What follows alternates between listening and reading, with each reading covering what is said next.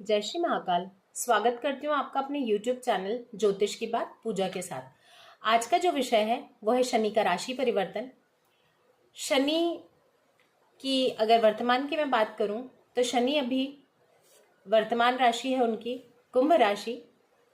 29/3/2025 को शनि का जो गोचर है, शनि अपनी वर्तमान राशि कुंभ राशि को छोड़कर मीन राशि में प्रवेश करेंगे और शनि का ढैया जो है वो वृश्चिक और कर्क पे चल रहा है। तो 29/3/2025 को वृश्चिक राशि वाले और कर्क राशि वाले इनको ढैया से मुक्ति मिल जाएगी एवं मकर राशि को भी 7.5 से मुक्ति मिल जाएगी 29/3/2025 को।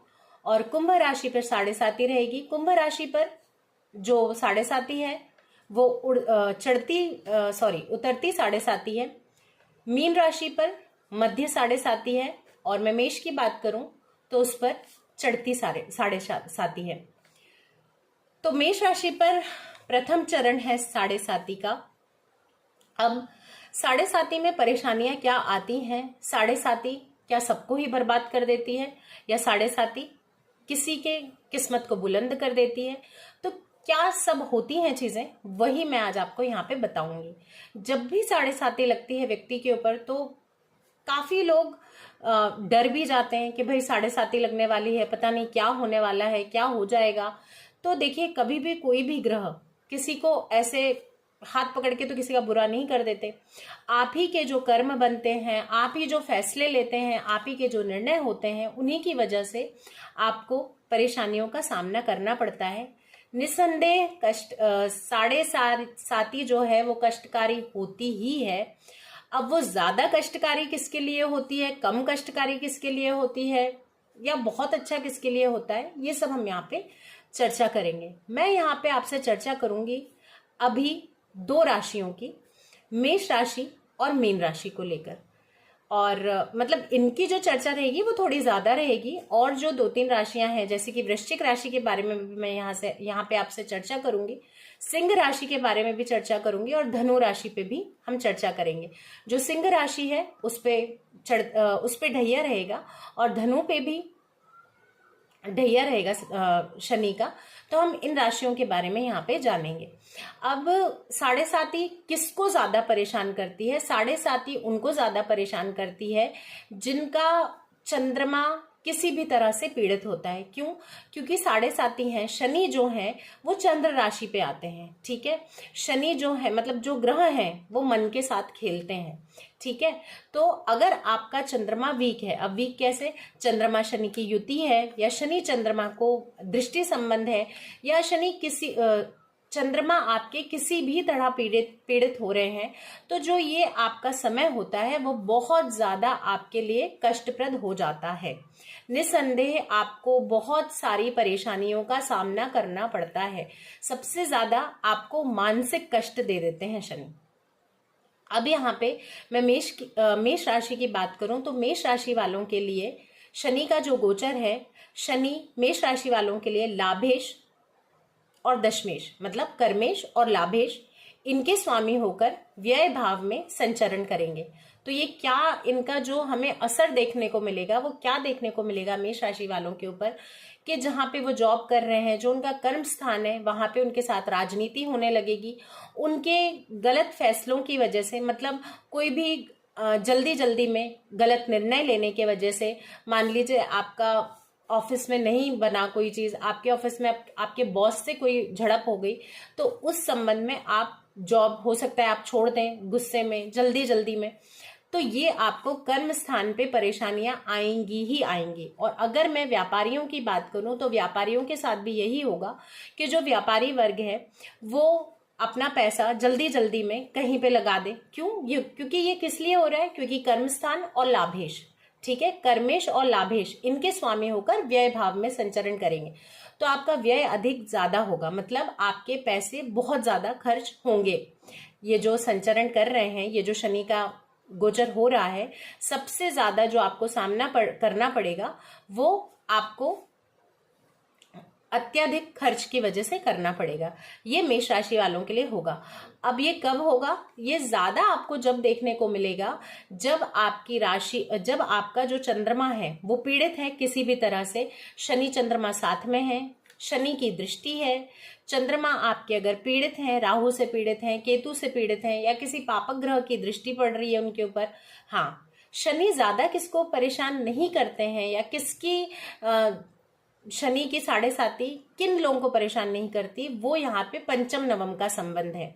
शनि और चंद्रमा का पंचम नवम का अगर संबंध है आपकी कुंडली में, तो आपको जो ये 7.5 का दौर है वो ज्यादा परेशान नहीं करेगा। ये मेष की बात हुई। अब मैं बात करूं यहाँ पे मीन राशि वालों के लिए, तो मीन राशि वालों के लिए क्या होगा?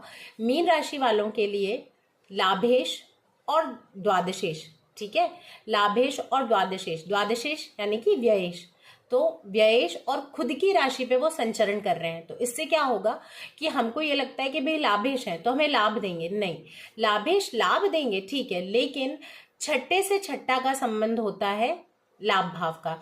जब छठे से छठे का संबंध होता है तो ऐसा होता है कि रोग रिपु ऋण, आपको ये, आप इनसे मुक्त जरूर हो जाएंगे, आप इनसे निकल जरूर जाएंगे, लेकिन ये आपको बहुत ज्यादा परेशान कर देंगे। अगर आपका कोई कोर्ट केस है तो उसमें आपका बहुत ज्यादा पैसा लग जाएगा, या आपको कोई बीमारी है, मतलब आप बीमार पड़ रहे हैं, उसमें आपका पैसा लग जाएगा, आपने कोई लोन लिया हुआ है या आप कोई लोन लेने जा रहे हैं, तो ये आपका बहुत ज्यादा इन सब चीजों में आपका खर्चा करा देगा।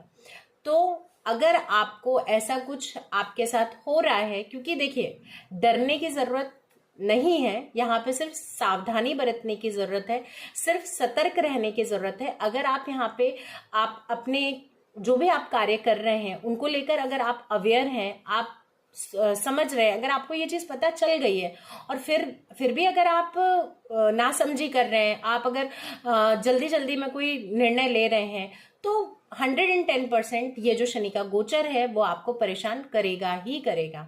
शनि आपको कष्ट देंगे ही देंगे। और अगर आपको पता है कि भाई अभी शनि की 7.5 है, आपको कुछ भी करना है, आप कहीं बिजनेस स्टार्ट कर रहे हैं, आप कोई अगर बिजनेस स्टार्ट करने का सोच रहे हैं, आप कुछ लेने का सोच रहे हैं, कोई जगह लेने का सोच रहे हैं, कोई प्रॉपर्टी लेने का सोच रहे हैं, कोई बिजनेस के लिए कोई जगह लेने का सोच रहे हैं, या आप लेने वाले हैं, तो हर एक चीज को ठोक बजाकर बिल्कुल पता करके कि भाई ये लॉयल है नहीं है, अगर वो लॉयल है फिर उसकी पूरा पेपर वर्क करना, हर तरह से आपको अवेयर होके अपने काम करने पड़ेंगे। क्योंकि जो ये शनि का जो गोचर है वो सबसे ज्यादा मीन राशि वालों को इसके लिए अवेयर होने की जरूरत है।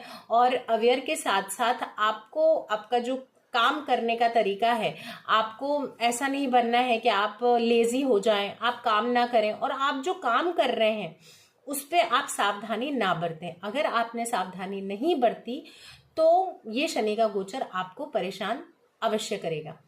अब मैं बात करूंगी सिंह राशि की और धनु राशि की। देखिए सिंह राशि वालों के लिए ये साल बहुत अच्छा है, ठीक है, उन पे ढैया रहेगा, लेकिन सिंह राशि वालों के लिए सिर्फ उनको 2-3 चीजों का ध्यान रखना है। उनको क्या ध्यान रखना है? एक तो सिंह राशि वालों का थोड़ा सा नेचर एरोगेंट टाइप के होते हैं सिंह राशि वाले, तो उनको अपना एरोगेंस छोड़ना पड़ेगा, लोगों से मिलना जुलना पड़ेगा, लोगों के साथ अच्छे संबंध रखने पड़ेंगे।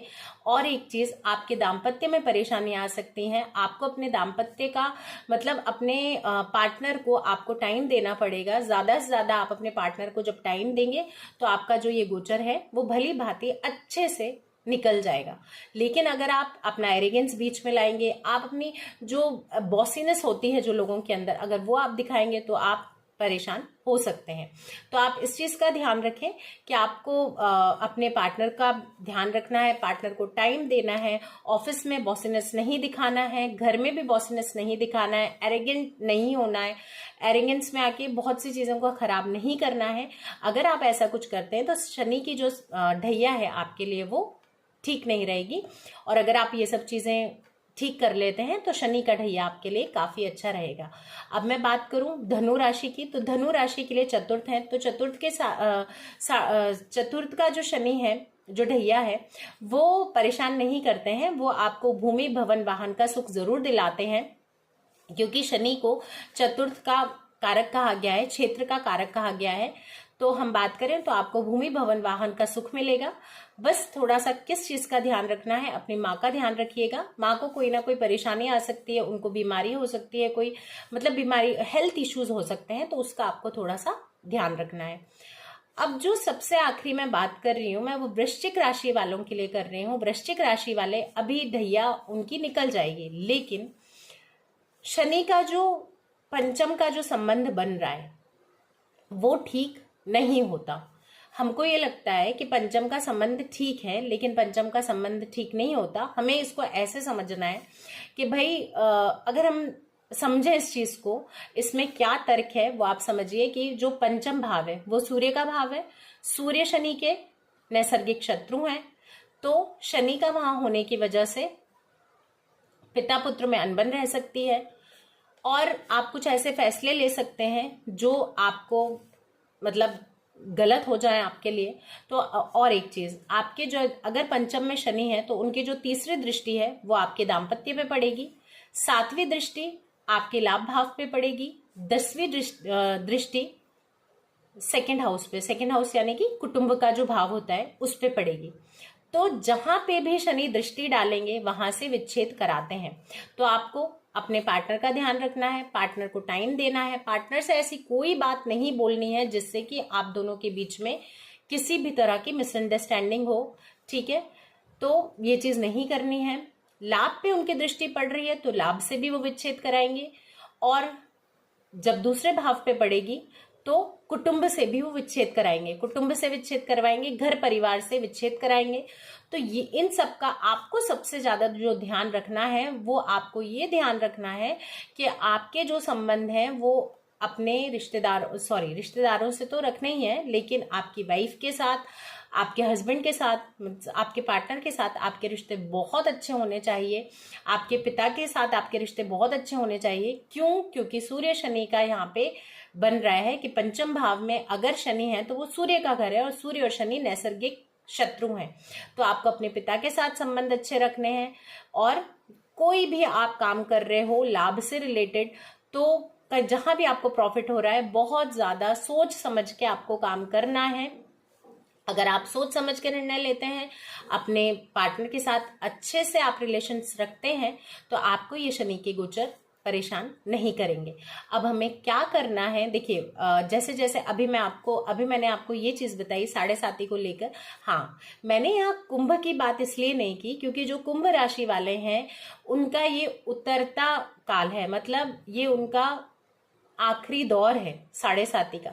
उनने 5 साल में इतनी ज्यादा चीजों को देख लिया है कि वो खुद ही इतने ज्यादा बोलते हैं ना कि परिपक्व हो गए हैं शनि को लेकर। और जैसे जब बोलते हैं कि जो शनि की 7.5 होती है, जो उतरती 7.5 होती है, वो कुछ ना कुछ देकर जाती है, मतलब कुछ ना कुछ अच्छा करके जाती है। तो ये अच्छा करके जाती है, ये आपके ऊपर है, आप उसे ले किस तरह से ले रहे हैं। आप उसे पॉजिटिवली ले रहे हैं या आप उसे नेगेटिवली ले रहे हैं। अगर आप ज्ञान ले रहे हैं, उससे आपने कुछ सीखा है, क्योंकि शनि जो करते हैं वो सिर्फ सिखाने का ही काम करते हैं। शनि का जो डंडा शनि का ऐसा घूमता है, आप जो भी कर्म करते हैं आपके लिए अच्छे कर्मों का अच्छा फल देंगे, बुरे कर्मों का बुरा फल देंगे। हाँ, मेष राशि वालों के लिए एक मैं पॉजिटिव बात बताना चाहूंगी कि मेष राशि वाले इस समय पे कुछ भी सीख सकते हैं। अगर आपको ज्योतिष में रुचि है, अगर आपको वास्तु में रुचि है, अगर आपको टैरो में रुचि है, मतलब जो भी ये ज्ञान है, ज्योतिष का ज्ञान हो गया और टैरो हो गया या वास्तु हो गया या इन सब चीजों से रिलेटेड, तंत्र मंत्र यंत्र, इन सब से रिलेटेड कोई काम हो गया, अगर आप सीखना चाहते हैं तो बिल्कुल सीख सकते हैं। और मेष राशि वाले जो स्टूडेंट्स हैं उनके लिए बताना चाहूंगी कि अगर आप आउट ऑफ इंडिया जाके स्टडीज करना चाहते हैं, आपका कोई काम है, आप कोई काम करना चाह रहे हैं बाहर जाकर, तो वो आप कर सकते हैं। आपको अगर ट्रांसफर चाहिए, आप अपना ट्रांसफर आपका हो सकता है इस समय। आप अगर अपनी जॉब चेंज करना चाहते हैं तो आपके लिए जॉब चेंज करने के अच्छी खासी अपॉर्चुनिटी मिलेगी। तो ये मेष राशि वालों के लिए इस चीज के लिए शनि अच्छा फल देंगे। और सबसे बड़ी बात, सबसे बड़ा जो आपको काम यही करना है कि जल्दी जल्दी में कोई निर्णय नहीं करना है, किसी के साथ भी रिलेशनशिप को खराब नहीं करना है। रिलेशनशिप्स को अगर अच्छा रखेंगे तो चीजें आपकी अच्छी ही होंगी। और जब भी शनि की 7.5 हो, ढैया हो, क्या होता है, शनि जो है वो सभी को पता है कि भाई वो जस्टिस करते हैं, वो जज हैं। तो हमें कोई भी ऐसा कार्य नहीं करना है जो गलत हो।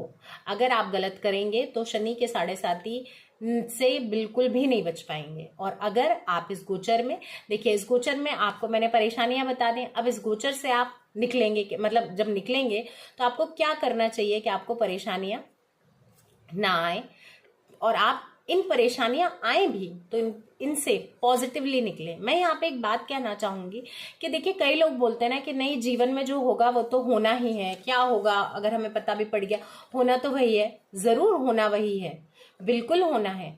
और शनि की अगर मैं बात करूं तो वो उनके साथ तो ऐसा ही है कि भाई वो देंगे सब, पर तब नहीं जब आप चाहेंगे, तब देंगे जब वो चाहेंगे। ठीक है, तो ये तो मैंने बात की शनि की। लेकिन बस यही कहना चाहूंगी कि सबको पता होने के बावजूद, क्योंकि देखिए अब आपको पता है कि मुझे शुगर है, आपको टैबलेट मिली, आपने खाई, ठीक हुए, किसी ने बोला भाई वॉक पे जाओ, वॉक करेंगे तो अच्छा होगा।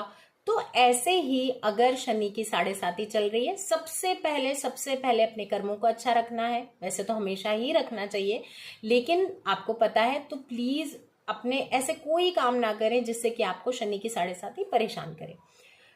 दूसरी चीज ये कि आपको क्या करना है, इस गोचर काल में आप शनि चालीसा कर सकते हैं, आप हनुमान चालीसा कर सकते हैं। और सबसे ज्यादा जो इसमें अच्छा है आपके लिए वो ये है कि हनुमान जी की शरणागति, हनुमान जी की शरण में चले जाइए। आप हनुमान जी की नित्य दर्शन कीजिए, आप उनकी आराधना कीजिए। आप महीने में एक बार चोला चढ़वाइए, किसी भी मंदिर में जाके हनुमान जी को चोला चढ़वाएं। कोई भी अपने घर के पास कोई मंदिर देख लें और ये देख लें कि मुझे इस मंदिर में जाना ही जाना है। तो मेष राशि, मीन राशि और वृश्चिक राशि, इन तीनों राशियों के लिए शनि का यह गोचर बहुत अच्छा नहीं है। और सबसे ज्यादा मीन राशि वालों के लिए परेशानी है। तो मीन राशि वालों को बहुत सतर्क रहना है। अगर आप सावधान हैं, अगर आप सतर्क हैं तो आप सुरक्षित रहेंगे। ठीक है, और यही बात मैं वृश्चिक राशि वालों के लिए कहूंगी, अपने रिलेशनशिप्स को खराब मत करिएगा, ना ही अपने पिता से, ना ही अपनी पार्टनर से, हस्बैंड से और वाइफ से। अगर आप ऐसा करेंगे तो प्रॉब्लम्स आपको ही आएंगी। कोई भी ऐसा निर्णय मत लीजिए। और सिर्फ 1-2 उपाय हैं, हनुमान जी की शरणागति, हनुमान चालीसा, शनि चालीसा, ये आप कर सकते हैं। और इन सबको करके इस गोचर को आप अच्छा कर सकते हैं। धीरे धीरे मैं आपको अगला जो टॉपिक लेकर आऊंगी, वो जो पूरी राशियां, मतलब मेष राशि से लेके मीन राशि तक शनि का गोचर क्या प्रभाव डालेगा, ये सब बताऊंगी। और भी उपाय राशि के हिसाब से आपको जरूर बताऊंगी। जय श्री महाकाल।